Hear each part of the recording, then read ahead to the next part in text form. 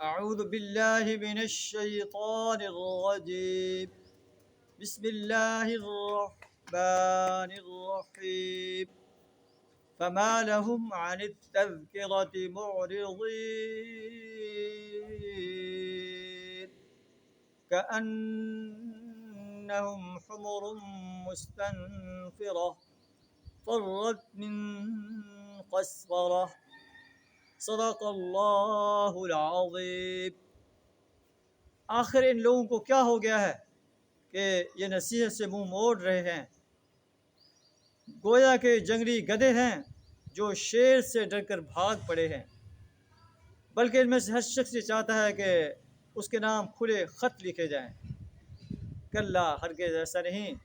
بل لا یخافون الآخرہ، اصل بات یہ ہے کہ آخرت کا خوف نہیں رکھتے. کلا، ہرگز نہیں. انہا تذکرہ، یہ تو ایک نصیحت. فمن شاء ذکرہ، اب جس کا دل چاہے اس سے نصیحت حاصل کرے.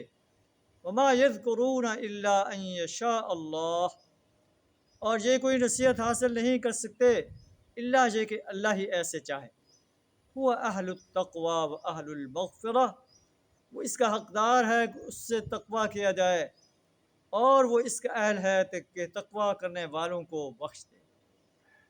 اللہ ہی ایسی ہستی ہے کہ اس سے ڈرا جائے، اس کا تقوی اختیار کیا جائے، اس کی نافرمانی سے بچا جائے. اور جو ایسا کرتے ہیں پھر اللہ کا یہ حق بنتا ہے کہ ایسے انسانوں کو معاف کر دے.